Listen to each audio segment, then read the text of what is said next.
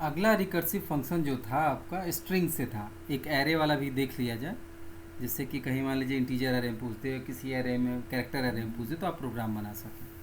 वैसे normally array से नहीं पूछता है रिकर्सिव फंक्शन, लेकिन एक एग्जांपल ज़रूरी था, इसलिए आपको ये फंक्शन भी बताया गया है। आपको फंक्शन दिया गया है right a recursive function to print length of inputted string.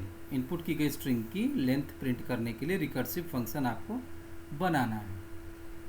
तो आपने जो बनाया है, पहले जो फंक्शन बनाया वो इस तरह का था, आपके सामने है। एक बार रन कराते हैं इसको, Alt F9 कंट्रोल F9 अच्छा, मतलब ये प्रोग्राम सही है, लेंथ इज 4 आ रहा है।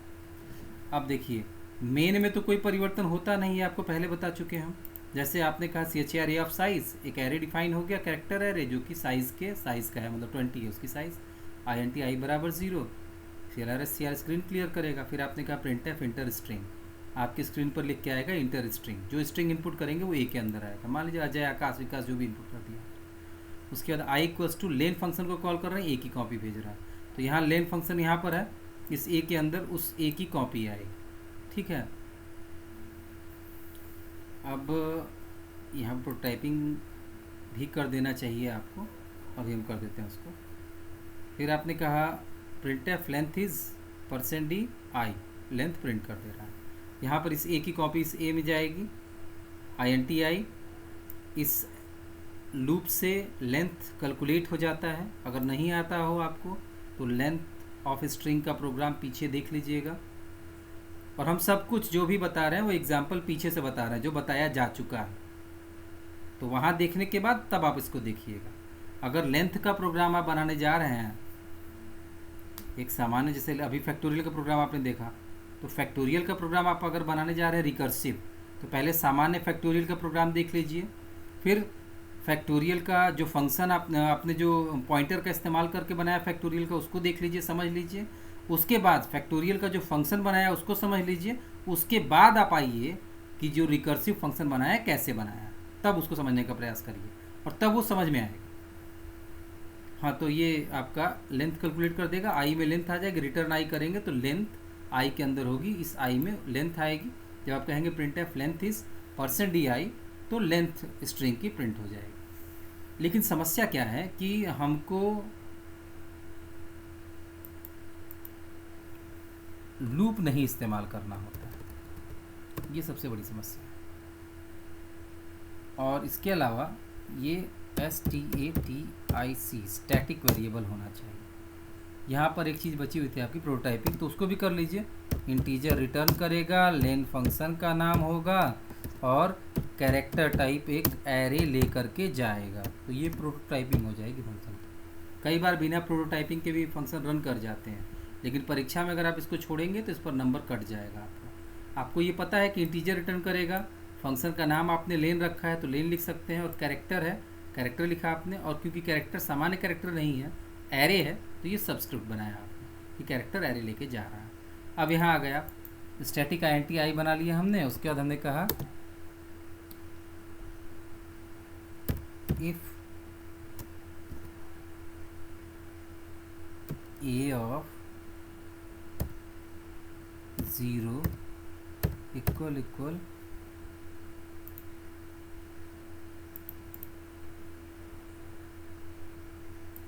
खैर इसकी ज़रूरत ही नहीं है, स्ट्रिंग होगी तब न देगा वो। हमने कहा आई, एक minute,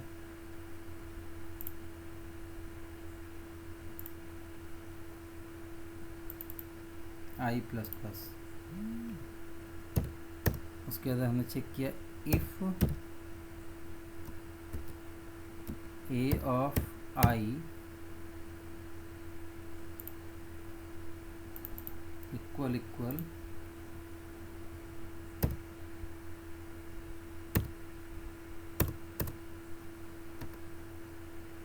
not equals to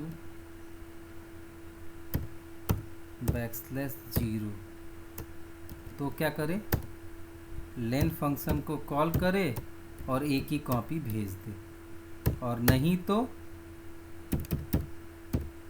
return कर दे आई की वैल्यू को। जो कि लेंथ होगी। रन कराइए ज़रा इसको। 1 मिनट, इतनी एरर क्यों भाई? अच्छा नीचे 2 बार हो गया, कोई नहीं, इसको डिलीट करिए, नहीं तो आई की वैल्यू को रिटर्न कर दें।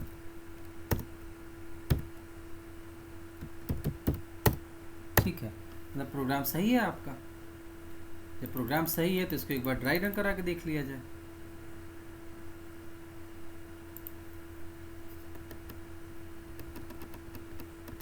जैसे INT रिटर्न करेगा, लेन फंक्शन का नाम होगा, कैरेक्टर टाइप का एरे है, तो ए में इस ए की कॉपी आएगी। मान लीजिए आपने अजय ही इनपुट किया, तो इस तरह से अजय इनपुट होगा, ए की कॉपी ए में ये आएगा अजय बैकस्लैश 0। आई की वैल्यू 0 है।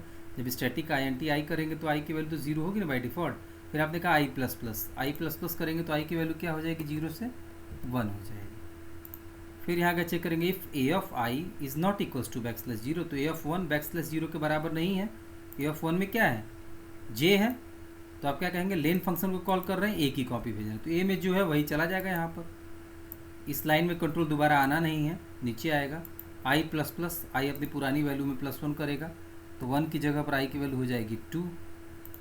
फिर आप चेक करेंगे, if a of 2 is not equals to backslash 0, तो ए ऑफ 2 में क्या है, ए, बैकस्लैश 0 तो है नहीं, तो कंडीशन सही है आपकी। तो फिर आप लेन फंक्शन को कॉल करेंगे, ए की कॉपी भेजेंगे, ए में वही जाएगा, यहाँ कंट्रोल जाएगा नहीं, नीचे जाएंगे। आई प्लस प्लस, आई अपनी पुरानी वैल्यू में +1 करेगा, क्योंकि ये स्टैटिक वेरिएबल है। आई +1 करेगा तो 2 में +1 करेगा तो 3 हो जाएगा, 3 में क्या है आपके, वाई है। फिर आप चेक करेंगे, if a of 3 is not equals to backslash 0, तो ए ऑफ 3 बैकस्लैश 0 के बराबर नहीं है। फिर आप लेन को कॉल करेंगे, ए की कॉपी भेजेंगे, ए की कॉपी जाएगी यहाँ पर, ए में अजय है, इसमें कंट्रोल जाएगा नहीं। आई प्लस प्लस करेंगे, आई अपनी पुरानी वैल्यू में +1 करेगा, तो आई 3 से क्या हो जाएगा, 4 में बैकस्लैश 0 है आपके। तो आप यहाँ चेक करेंगे, if a of i is not equals to backslash 0, a of 4 क्या बैकस्लैश 0 के बराबर नहीं है। देखिए, ए ऑफ 4 बैकस्लैश 0 के बराबर है, मतलब कंडीशन गलत होगी आपकी। जब गलत होगी तो आप इस लाइन को छोड़ के आगे आ जाएंगे। रिटर्न आई की वैल्यू को रिटर्न करेंगे, तो आई में क्या है, 4 जाएगा इस आई में। आप कहेंगे print F length is %d, तो लेंथ इज आई प्रिंट हो जाएगा आपका, लेंथ इज 4 प्रिंट होगा।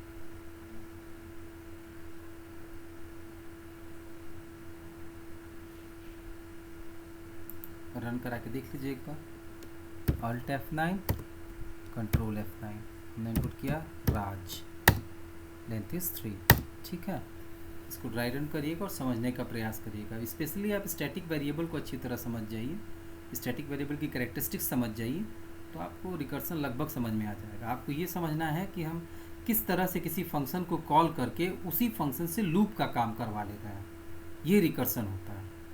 और इसको लीफो का एग्जाम्पल कहते हैं। शुरू में हमने बताया भी है, last in first out, objective में कई बार पूछा भी है। यहाँ पर रिकर्सन आपका ख़त्म होता है। इसके बाद कोई अगला टॉपिक शुरू होगा। 2 टॉपिक आपके बच रहे हैं, एक बच रहा है फाइल हैंडलिंग और दूसरा है लिंक लिस्ट। तो हम पहले फाइल को ही स्टार्ट करने का प्रयास करेंगे। चलिए, थैंक यू आज के लिए।